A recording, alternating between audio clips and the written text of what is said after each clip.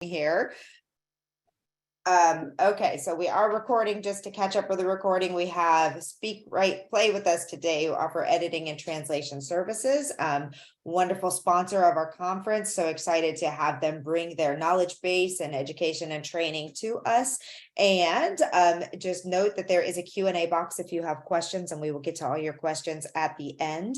And that's, I think, all I need to share. The captions are on, so you should be able to utilize those. And I'm going to kick it over to y'all and be quiet over here. All So right, thank you so much. Thank you, Alexa. So my name is Ethleen Sawyerr. I am the founder of Speak Write Play.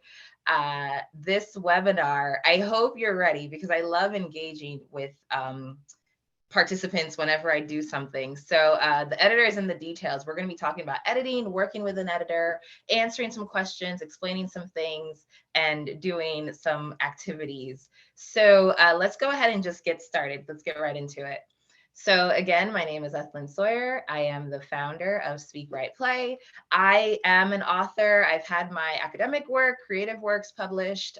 So I have been through this process and know exactly what it is to go through, especially the independent publishing process. And, we work with people from all over the world. We offer a myriad of services. So developmental editing, line editing, copy editing, proofreading. We also offer the translation services. So English to Spanish, English to French, and English to German. So for the purpose of this webinar today, we are going to be focusing on editing and working with an editor. So here are some books that we've edited. We edit fiction and nonfiction as well. You can take a look, scan the QR code when you have some time, and let's get started. So the first thing, let's be clear. What is an editor? An editor is not a ghostwriter. Our job is not to rewrite your manuscript. And I never want to assume when I do a webinar or speak somewhere that those in attendance know that. So the editor is not supposed to just take whatever you've written, like for a brain dump, let's say, and make it gold, right? The job is to really accompany you, help clean up your text, help make it more focused, make it clearer, and just help you really by identifying mistakes, spelling issues, grammatical issues, to help you overall improve your quality of writing. So what is not an editor? We don't just check for spelling and grammar. I want to make that very clear, because depending on the type of editor you get, we can also help with making the text clearer, making it ready for publication, checking for consistencies or inconsistencies rather, and looking at the entire story to make sure it is in fact a narrative.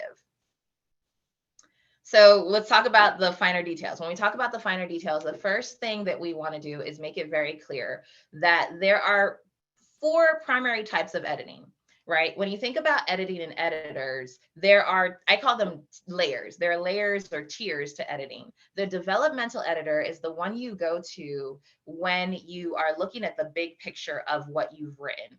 Is this a story? Does it make sense? Is it a narrative?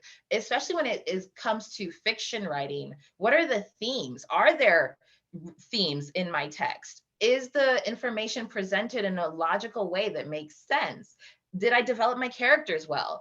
Does the plot make sense? Does it flow? Is there fluidity in what I've written? And so when you're working with a developmental editor, they are really the ones who will help you answer those questions. If you think about when you were back in school and your English language arts teacher would ask you, what is the theme? What is the author's purpose? What point of view? Those sorts of questions, your developmental editor can really help bring that out of your text for you. So now I would love to just take a quick minute and find out who we have in the webinar today. So if you want to just write what genre, if you have a work in progress, what genre it's in, it would be considered. Or if you've already published a book, just let me know what genres, what kind of authors we have in the room. Contemporary romance, suspense, self-help, biography, Christian sci-fi. Okay. educational, cozy mystery, memoir. Okay, wonderful. I love it. Children's books, poetry. I absolutely love it. Thank you. So now we are about to talk about my favorite type of editing, which is line editing. Line editing, we're looking at your sentence, you're looking at your text from a sentence level, right? We're really focused on what you're saying and how you're saying it. We're paying attention to syntax, style, awkward phrasing, the way dialogue is used, repetition. Those are some of the things that we take into consideration when we think about line editing. So now I would love to just do a quick activity with you all. I love how engaged we are in the chat. And so I want to keep that going. This is an excerpt from a children's book that we edited. I want us, if we could just take maybe 2 minutes, pick a sentence, read the text, and then pick a sentence that you think could be enhanced a little bit. Maybe it's not clear, maybe the wording's a little awkward. And let's just take 2 minutes and go ahead and write how you would edit the sentence in the chat. Beginning now.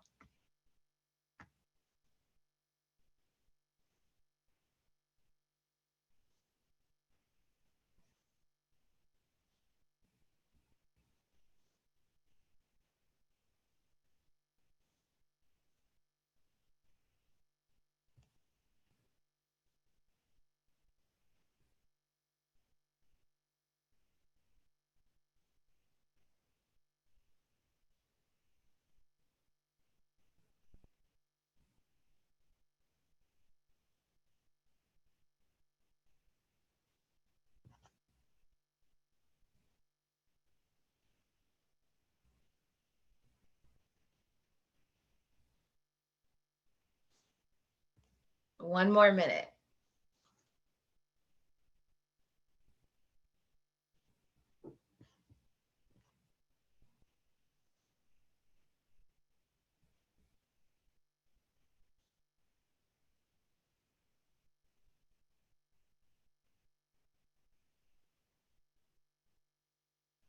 Okay, wonderful. I love it. A lot of you noticed that there were some issues with commas and comma placement.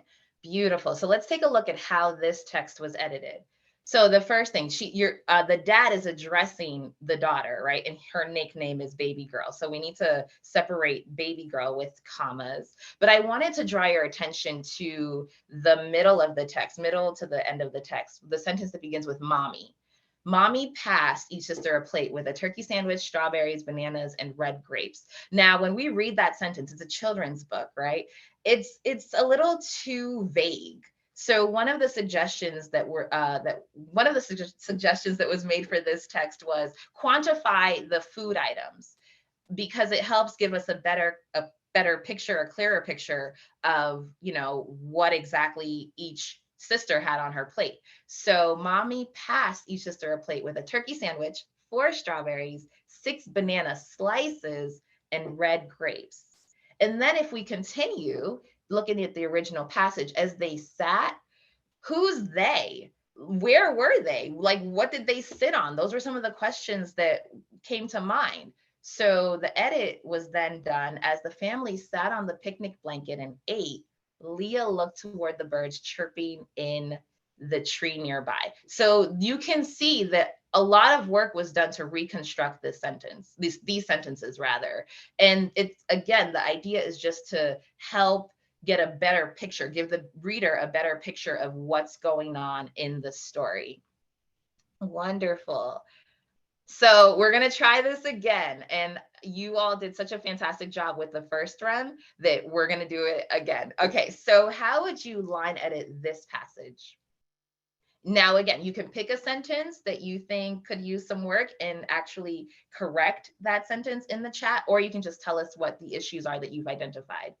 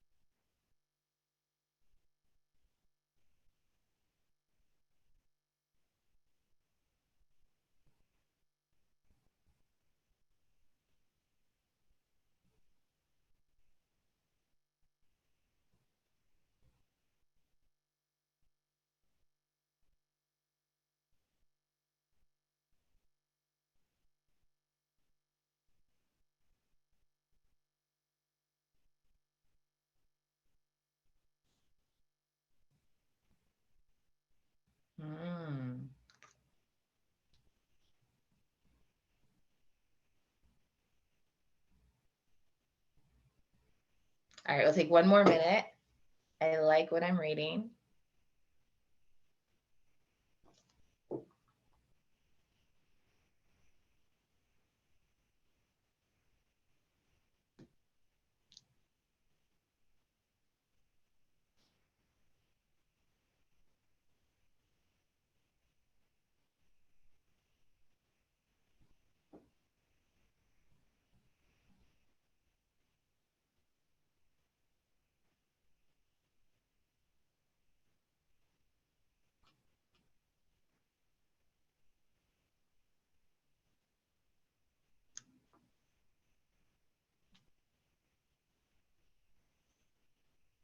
Okay, so yes, I'm seeing a lot of rearrange the way the sentences are structured, two paragraphs instead of one, break the sentence up into two sentences, the first sentence up into two sentences.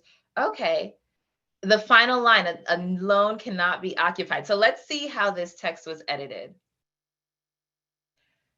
If we look again in the middle area, the VA guaranteed home loan. So it was made clear. Someone asked if VA, stood for virtual assistant. And earlier in the text, it was made known that VA stood for veterans, right? So we left that alone. And then we added some apostrophes, some commas. What I wanted to draw your attention to was the last line. If you apply for and receive a VA loan, the loan must be occupied by the veteran or veteran's dependents. With must, it's in all caps. We tend to discourage our clients from using all caps. Now, in writing in general, now, if they're writing YA, there's a lot of flexibility. If they're writing fiction, there's room. But when it's nonfiction, we tend to encourage them to use italics instead. And so the comment that was made with this edit was, you can use all caps. We said to the author, you can use all caps. However, we recommend that you use italics instead.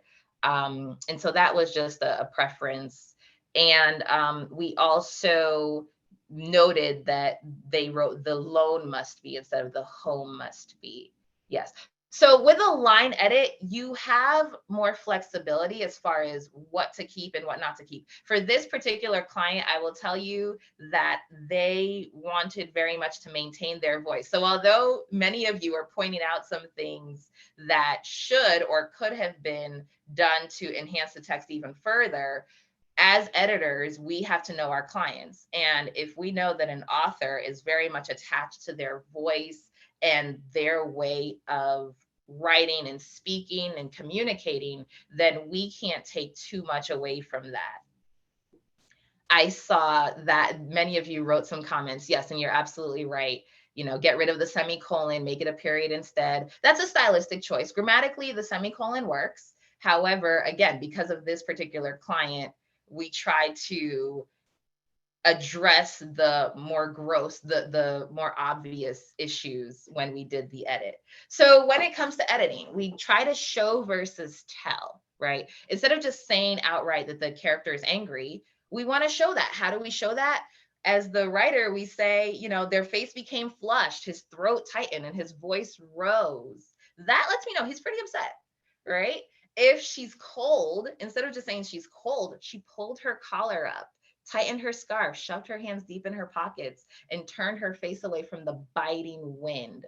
So you don't have to necessarily use all this flowery language. In fact, sometimes it may not be to your advantage, but that's when working with an editor would help you.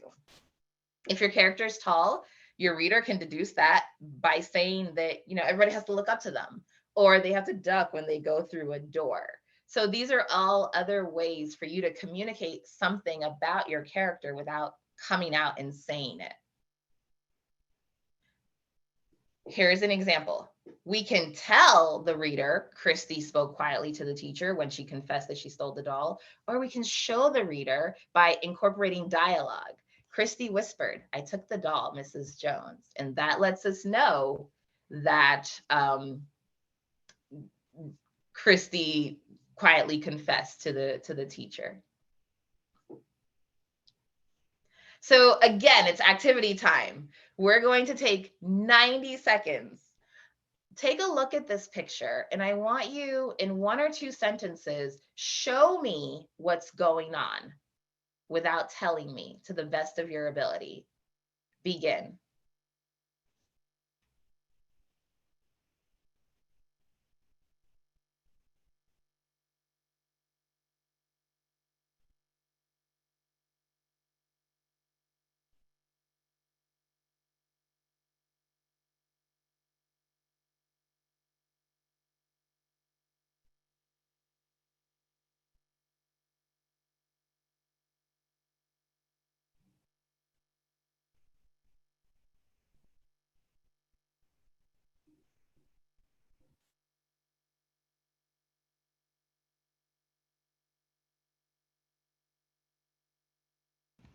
We have about 1 minute left.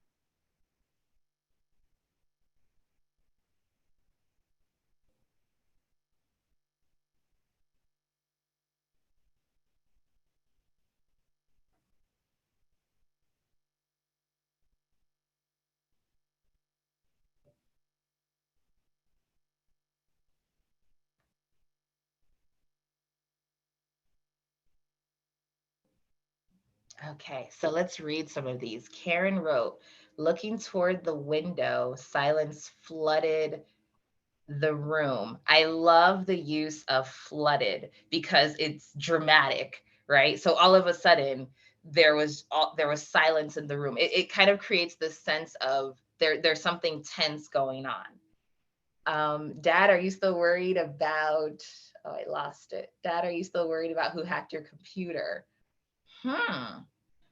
I think perhaps, I'm not sure. Maybe you can explain that one to me. The lady in the gray suit focused on the wall as the young assistant gripped her chair.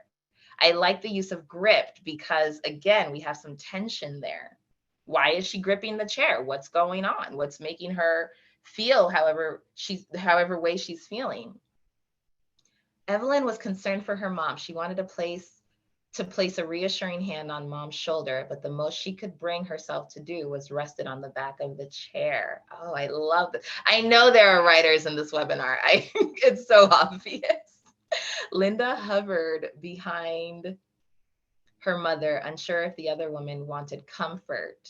Oh, I like that. Perhaps her mother just needed time to consider the news and its future impact. Good job. Oh, I love these. Thank you so much for engaging. All right, let's do 2 more. She stared out the window, thoughts distant, oblivious to the woman behind her. There's a little mystery going on right now. Like, who is this woman? And then I think I skipped one. Lisa walked to the chair. Her mom seemed distracted and stared at the wall. She whispered, Mom, I'm here. I love how you incorporated dialogue. Oh, this is fantastic. I wish I could read all of them, but we don't have time. But thank you. I absolutely love this very much. Thank you for showing versus telling. All right. So here's a little humor just to kind of break things up because we're going to talk about our next type of editing. Roses are red and John's eyes are blue, but you said they were hazel back on page 52.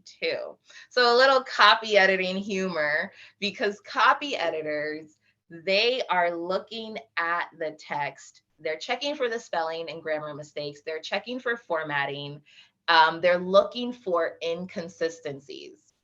If your character originally was 10 years old or let's say 15 years old earlier in the text, but then all of a sudden they changed to a 12-year-old by the middle of the text, that's a bit problematic. I remember I did a copy edit for a client and there was a young child and she spoke a certain way. She used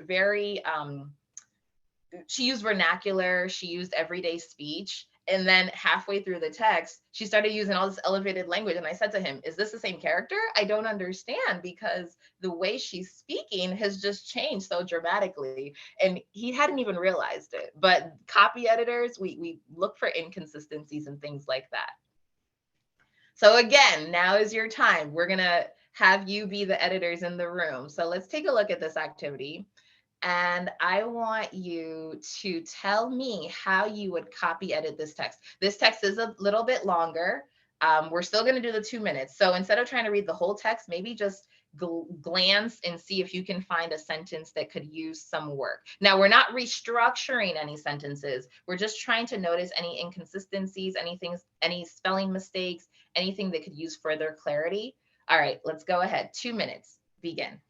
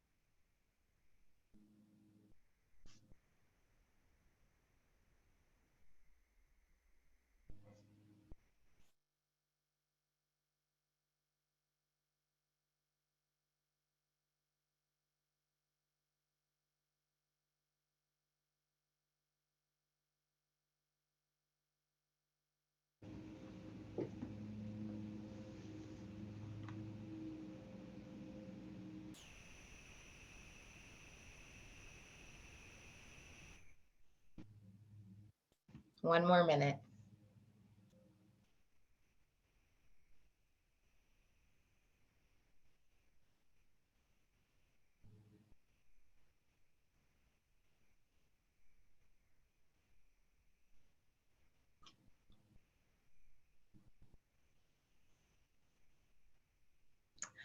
Oh, yes. So mixing the active and the passive, make the last sentence 2 sentences. These are some great recommendations. These are some great suggestions.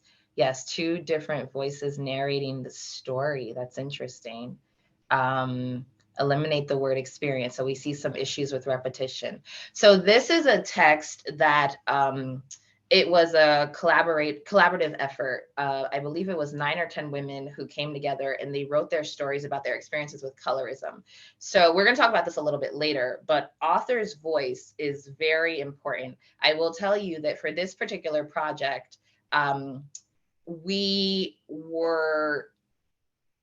tried to the best of our ability not to take away from the author's voice, because when we sent edits back, the individual writers would give feedback about, how they wouldn't necessarily want certain things to change and things like that. So we really didn't edit heavily. We edited for the obvious grammatical issues, again, similar to the previous text that we worked on.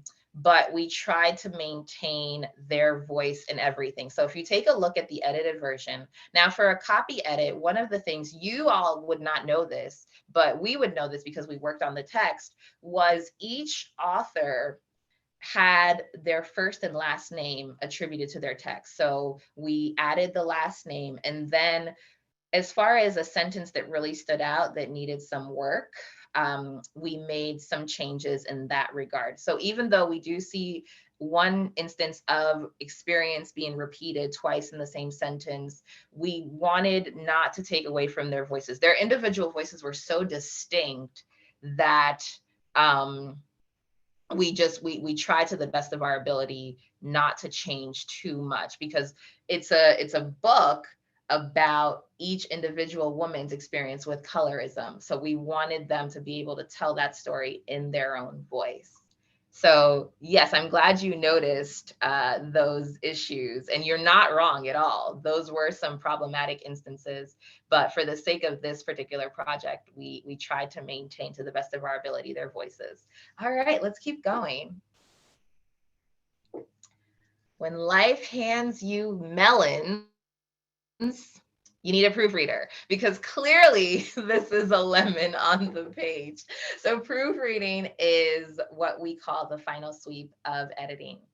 and you can go through, your manuscript can go through several rounds of proofreading, but it's essentially after the manuscript has been heavily edited, it's been formatted, you have a proofreader take a look before you go to print. The proofreader's job is not, and I can't stress this enough, the proofreader's job is not to make gross changes to your text. The proofreader's job is to point out any unnoticed errors that may have been missed in previous rounds and to flag it for you.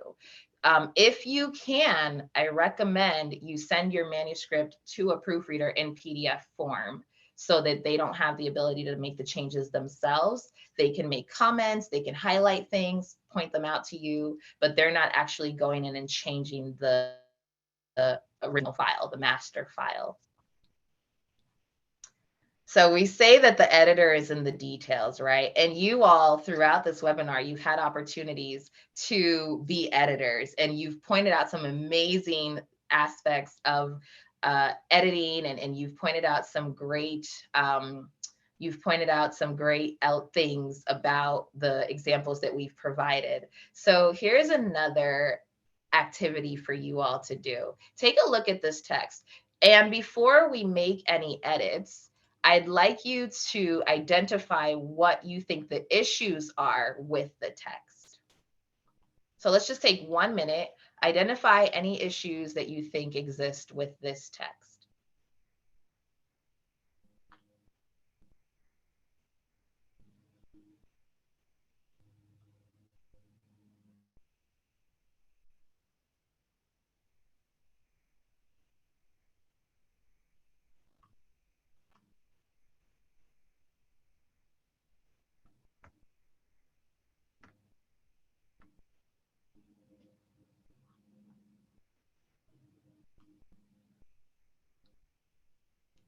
Yes. Okay. So misplaced subject. It's too long. It needs commas.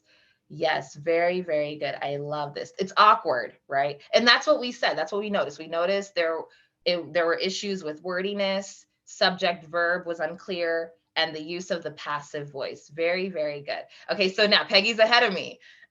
Go ahead and correct the sentence. We're going to put the corrected sentence on the screen. So what we did was we knew that several candidates should be the subject of the sentence. So we moved that up. And what did they do? They attempted to explain why more voters participated in this year's elections. Yeah, very good. I see we have some experienced writers, perhaps some editors even in the webinar today. I love it. All right, so now let's take a look at a longer passage, and this one incorporates dialogue. So same thing, we're going to take 2 minutes and see if you can identify what the issues are in this text.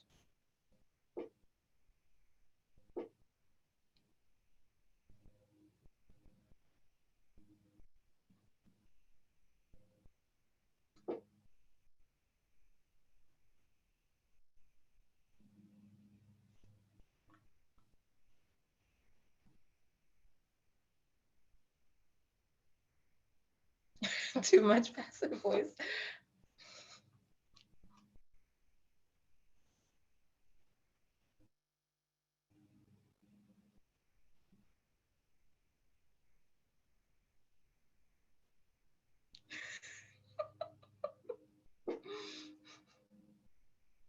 Okay, we're gonna go ahead.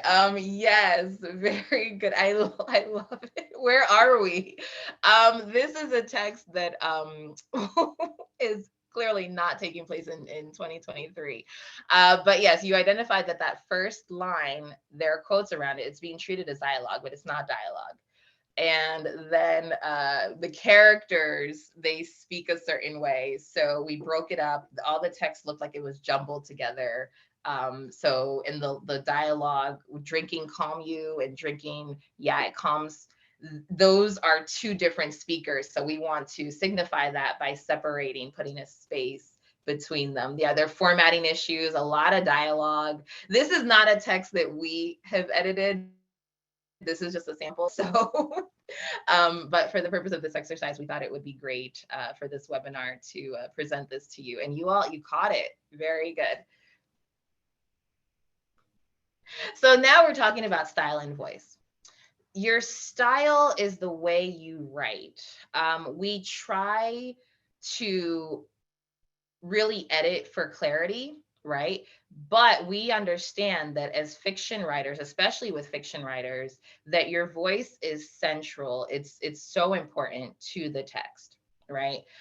So when we think about dialect, figures of speech, contractions, dialogue, it's okay to bend the rules of grammar. It doesn't, the dialogue doesn't have to adhere necessarily, especially spelling conventions. They don't necessarily have to adhere to the conventional rules of grammar. It's totally fine, and your editor should be aware of that.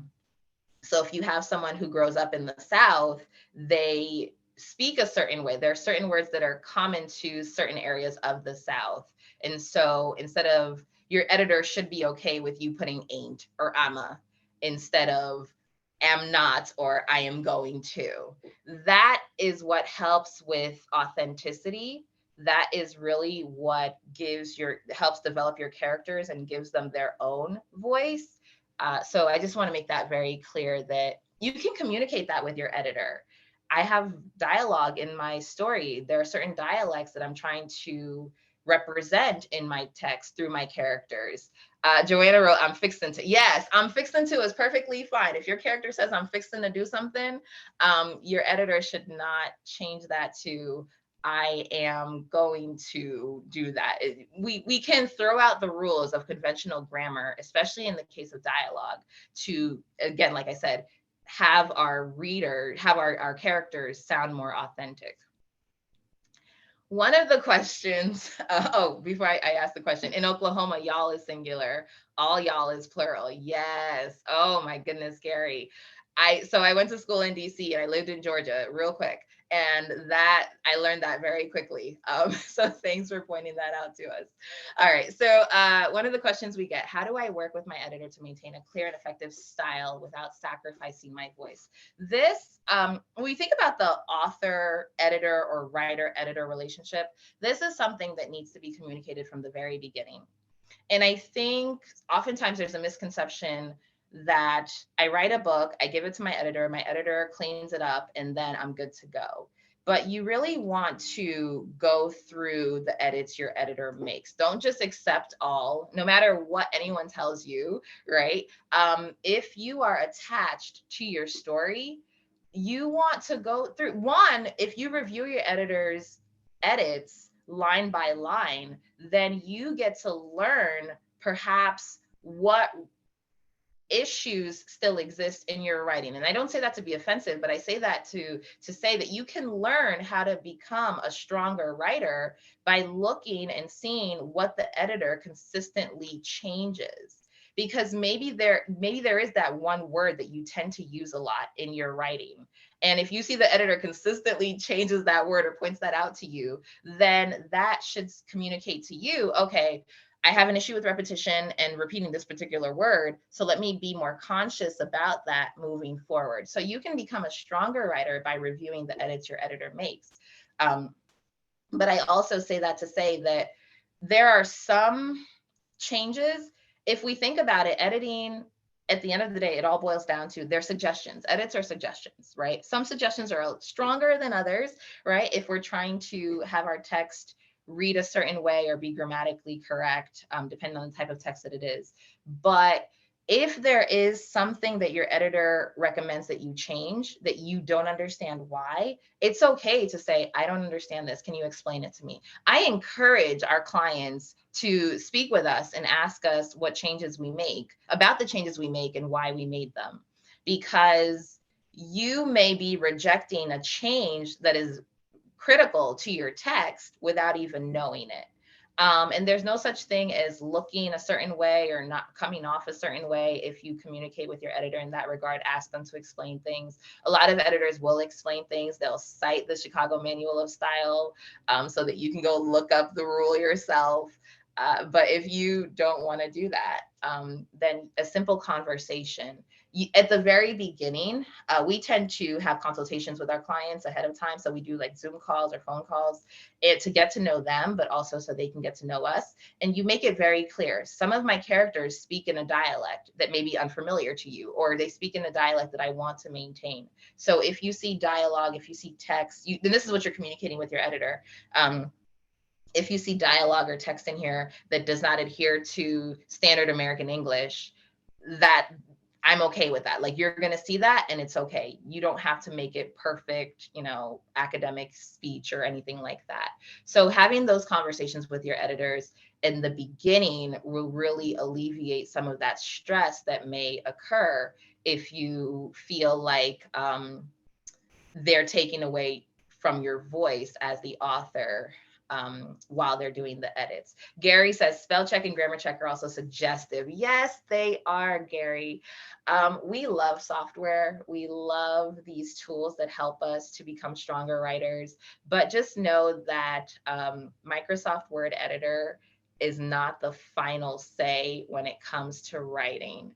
I can't tell you how many times I've seen those red squiggly lines and the blue squiggly lines when I'm working on a client's text, and I'm thinking to myself, no, it's correct, it's okay. And I have to literally write to my clients, ignore Word, ignore Google, it's incorrect, because it's technology, and sometimes technology gets it wrong. All right, let's keep going. So this brings us, we want to make sure we have time for Q&A, but before we end this session, we wanted to let you all know that this is an exclusive offer just for you. For WIP Summit attendees, we have one offer that goes through the end of December, essentially. But for those of you who are here today at this webinar, this is a special offer. You can scan the QR code. You can go to our website, you can email us, and we can let you know if you're interested. We have fantastic translators, we have fantastic editors. So if you are looking for an editor and you're at that place, and we would love for you to consider us for your project. And now I'm going to kick it back to you, Alexa, for the Q&A. Awesome. That was great. I really enjoyed the workshop element of that, and listening to you giggle to some of the responses was awesome. That's great. Okay, so you've dropped that. Let's see. There's actually only, if you had a question, please make sure it goes into the Q&A box, because I only see 2 over in here. But the first is from Linda. She says, do ebooks get edited in the same way as print books through all levels to make sure they read their very best on a screen? So ebooks, yes, they get edited as well, because I mean, at the end of the day, they're books. Now they can go through, they can undergo developmental editing, line editing, copy editing, proofreading, yes, before you go ahead and publish your ebook. Yes. That's the only question that we have. So did anyone else have something about now is your opportunity? Okay, I have a question. I have a new author who we don't need the translation because she's a Spanish teacher, so she's already written the book in Spanish. Do you do editing of books already written in Spanish?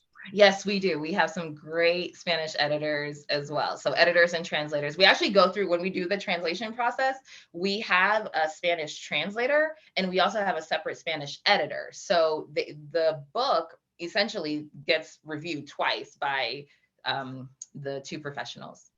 Now, the next question is, can you help? Do you do anything like the creation of blurbs or marketing materials or anything like that? Do you guys do any of that kind of stuff once you've edited a book? Some people will actually help you create the back cover copy or the blurb or any of those types of things. We don't. Okay. Yeah, we try to stay just with the manuscript. You know what? That is fine, because that's your area of expertise, right? Is the editing. So that's great. Okay. Tennille says, what is the process for editing poetry when it's more like spoken word and the author's voice might not be in typical poetic forms? So with poetry, when I mentioned earlier, we try to get to know our clients ahead of time, and why that initial consultation is so important. It's because of that very reason. So we've worked with a few poets over the years, and it's through that process of learning a little bit about them, who they are, how they identify themselves, and things like that, that we then decide if we want to take on this project, if we're able to, because poetry, I mean, creative writing we have to be so delicate with that. And if we can't lend voice to your piece, if we can't help you, then we don't take on the project. So I would say our process is we meet with you, we look at what you've written, and then we show you how we would edit so you can actually see, and then you can decide from there if you want to move forward. That's great. I will make sure, especially, I know some of you are calling in on the phone, you may be driving, you may be doing other things while you're doing this. So please look for the replay email, which will go out sometime today or tomorrow. But make sure we will include all of the information about the discount, because that's a really nice discount, 20% off editing and 25% off translation. So that will be available for everybody in the replay email. Let's see. Okay, it looks like we got a couple questions that are dropping into the chat here. If you can, please make sure you put them in the Q&A box. I'll grab the ones that I just saw in here, but it's hard to keep them with a bunch of stuff coming in here. So let's see. Do you offer a free sample edit? Did you answer that already? We do a free sample review. So we'll take a look, we'll email you what we notice, but we don't do a free sample edit, but we'll review your text and tell you what we see. Okay. I think that's what they probably meant, is that like a small snapshot of how you would edit their book so you can get a feel for it. Is that what you're doing by the review? Yes. Okay, perfect. Wonderful. Andrea says, how do you feel about the inconsistency of contractions and non-contractions, as I see it in a lot of even traditional books? It seems to change the voice from formal to informal and drives me crazy. What's your take on this? This is such an interesting question, because we just had a big to-do about this in a children's book. The authors really wanted there to be no contractions because they wanted to, secondly, use this book for ELA. And we were trying to tell them, if your primary audience is children, you've got to have the contractions, because children are not going to say, I did not go to the playground with my friends. Whatever. So I agree. I completely agree. It's dependent on who your audience is. So if your audience, like Alexa says, if your audience is children, then the contractions need to be in there. But if you're speaking to, I don't know, academic professors, then you may want to not include the contractions. And she raised an interesting point, because she was like, yes, but you're trying to teach children, like, isn't the point of children's picture books to teach them how to read? So shouldn't you do it in the proper way? And it's like, yeah, if the point of that book literally is a reading tool, like this is a book that's teaching you how to properly, then maybe. But if you're trying to entertain them, you go with. So it's an interesting, and it's also, this is the interesting thing about editing too, that I think people need to understand, is there are hard rules. And then there are, like you said, with the semicolon and the commas, and their preferences. Yes. So do you provide a style sheet so that people know which kind of guidelines y'all are using in your editing? So in general, when we edit, we follow the Chicago Manual of Style. What we do, each author gets their own style sheet. So we create a style sheet for them. And so you can request it and ask us, and we'll send it to you. These are the changes that we made, and for your particular text. Right. Okay, perfect. So Gary has a great question. He says, will you help authors who worry whether or not they have properly told the story? So that's developmental editing, basically. Do you offer that level as well? Yes, we do. Okay, perfect. And Joe says, will you offer a discount later on? So you have a smaller discount that's available the whole year, right? It's a 10 and 15%. So yes, with the Women in Publishing Summit, if you go to our sponsors page at womeninpublishingsummit.com, you can see their discount that goes all the way through the end of September and end of December. And actually that will probably get extended if as you come back on as I don't know. We haven't talked about that yet. So maybe it's good till the end of December. We'll see what happens. This is a larger discount that's available for those of you who are ready to get moving pretty soon on your editing. If they book I guess this is a good follow-up question to that. If they book the deal now, do they have to be ready to send you a manuscript like the day they book the deal or by the 15th, or is it a placeholder?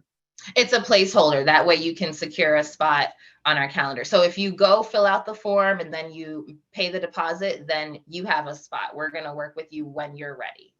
Perfect. Okay, that's great. So if you're getting close and you know you need to book that, and that's a great time, a great segue to say, we know with a lot of editors, there is a time frame of like you fill out the form and then you say, I'm ready to go. And they're like, great, we can book you in 4 months.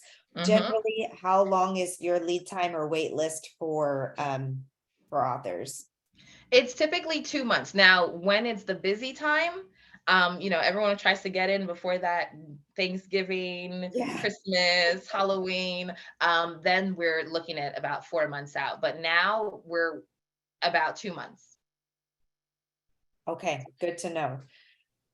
So you've got a couple months to finish your manuscript. If you're at that window of we'll be ready in about 2 months, grab the discount. 20 and 25% is a huge discount off of services. So okay, let's see. Andrea says, in a novel, it seems out of place to have non-contractions. What I mean is when I asked the question was, what do you think about having contractions and non-contractions in the same book? Okay, in the same paragraph, even in it's a consistency issue, really. It is. It's a consistency issue. If it's in dialogue and it lends to the character's voice, then I don't have an issue with it. But I think it gets messy. So pick one and stick with it. Perfect. In nonfiction, who put in a long anecdote that is overly long? Do you just ask them to shorten, or do you make the suggested shortened copy? When you're doing the editing suggestions, if something's really long anecdotes, will you tell them to tighten it up? Basically, I think is what that is. Yes, we'll tell them to tighten it up. We'll recommend some, maybe if it's like 10 sentences long, we'll recommend some of the sentences that we think they should keep. But we just recommend they tighten it up. Yes. Awesome. We talk with contractions. So if dialogue has contractions and the main text doesn't, is that acceptable? Yes. Because the rules for dialogue, you can really just do whatever you want when it comes to dialogue. The rules for dialogue is there are no rules for dialogue. There are no rules. Except for please use quotation marks. Like somebody said this the other day, that there are some books that people are no longer using quotation marks. And I'm like, who's publishing those? Like who's writing and putting out those books? It would drive me bonkers if I was trying to figure out what was dialogue and what wasn't. Yes. Let's see. Do you edit nonfiction? Yes, we do. Fiction and nonfiction. Do you do children's books? Yes, we do. We love, children's books are the best. Oh my, it's like reliving your childhood. I know. Well, that's good because I have a book to send you then, the one in Spanish. All right. What if the manuscript has undergone corrections from Pro Writing Aid, Grammarly, Hemingway, and some critiques and beta readers? Hire an editor. Still hire an editor. Yes, I agree. Those are all AI, and AI, while it is, I mean, y'all, I was just working with an author earlier, and she was showing me how she's been teaching ChatGPT to know her voice and know her things, and how it's been cranking out content for her. AI is still a computer. Yes. And these wonderful tools, Grammarly, Pro Writing Aid, all of these, they are artificial intelligence. And even all of them will tell you on Pro Writing Aid's website, it still says, this does not replace having a human editor. These are great self-editing tools. These are great ways to help you catch the things that you might make over and over, help you clean up your writing a little bit, but it does not ever replace a live editor. Yes. And hopefully will not in our lifetime, because that just makes me sad. Yeah, me too. I would guess. But oh goodness. Okay. And briefly, I saw in the chat, it went by a long time ago now, but briefly, can you just quickly give a recap of the different types of editing that an author may need? Okay, so there's developmental. We're looking at the big picture. Is the story a story? Does it have the elements of a story that we're typically accustomed to? Line editing, we're looking at your sentence structures, those sentences, is there a lot of repetition? Is there awkward phrasing? Is dialogue written correctly? Copy editing, we're checking for inconsistencies, typos, spelling and grammar mistakes, and then proofreading after your manuscript has undergone the other types of editing and it's been formatted, we're checking just for anything that was missed. When you see books that are published that have random commas, awkward, random spacing and things like that, it could be an issue with the proofreading, or maybe it was missed in proofreading. Great. That should give an overview. And some people need all of the above, and some people only need some of the above. Yes. And that's a great point that you mentioned, Alexa. You don't necessarily have to go through all of those rounds. It gets costly, so you want to be mindful of that. But just so you know what they are. Yeah, exactly. And I would highly recommend you don't skip line editing, even if that's the only one that you do. The line editing is so important. Yes. Proofreading. Oh my gosh, it's critical. The editing, I cannot express, and I know this listen, my book was edited multiple times and we still miss things. That's going to happen. And that's one thing that my editor and I had a very frank conversation about, especially for new writers. She said, listen, my job is to catch everything that I can and get the book to be at least 10% better than it was when I received it. That's good. And some people may be like, what in the world? You mean you're not guaranteeing perfection? But depending on where you start from, one, perfection is not possible. And two, depending on where you start from, it may be a long way to get, Yeah, to get there.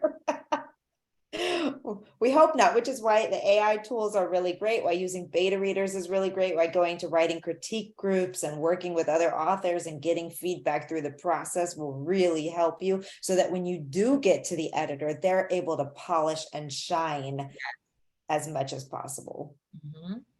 All right. Oh, we had some more questions pop in here. Okay. Do you also do editing of the back matter of a nonfiction picture book? Yes, we edit, we don't write. So we won't help you with crafting the information, but we'll edit it definitely. Great.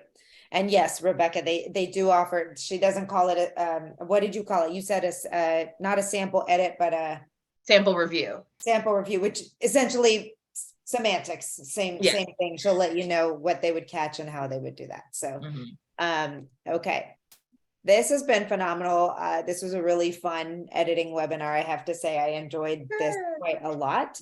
And everybody, if you are just, anxious to go watch the replay as fast as you can, the first place you can go is to the Women in Publishing Summit Facebook page. We've been broadcasting live there, so it is archived there and can be reviewed at any point in time. The next place it will go is up on the YouTube channel. So if you're not subscribed to Write, Publish, Sell on YouTube, please head over there. Yes, I know it's a little confusing. Women in Publishing Summit, Write, Publish, Sell, same company, different events, but Write, Publish, Sell on YouTube. And then we will send out the replay email to everyone who registered with this special discount information in the email today or tomorrow, as soon as we can get it out. Ethleen, again, thank you so much. We're so happy to have you as a sponsor. We're very much looking forward to moving forward together for the next year as well. And please take advantage of this great offer if you are getting close, or at least fill out the form and get that review, right? Yeah, let us know you're interested and then we'll take it from there. All right. Any final words before we wrap up this webinar? Thank you for joining. Here's how you can connect with us. I know Bessie's been waiting to show that slide. Here's how you can connect with us. We love to chat with writers and authors. So please reach out. Feel free to reach out and say hello. And and let this be an excellent lesson in branding as well, because it's so easy to go to all places and look up Speak, Write, Play, as opposed to me, where I'm like, well, you can find us at Write, Publish, Sell, or Women in Publishing Summit, or Alexa Bigwolf, or Purple Butterfly Press, or This is so lovely when you're thinking of getting all of your places done. Pick a name, go with that name, do it all there. It will save you so much headache down the road. So thank you. This has been great. Well, we're excited to partner with you, and everyone have a wonderful day, and we will see you. Please make sure you do head over to womeninpublishingsummit.com/events. We have multiple events. June, I don't know what happened. June just exploded off the charts with things happening. We're adding a couple of extra webinars and things in there too. Everyone decided they wanted to get real creative in June. So, we're doing so head over, we'll update those as quickly as we can. We've got one coming up next week on audiobooks, so totally different subject. And yes, that's, I think, all I need to share with y'all today. Thanks again. Have a great one. Bye.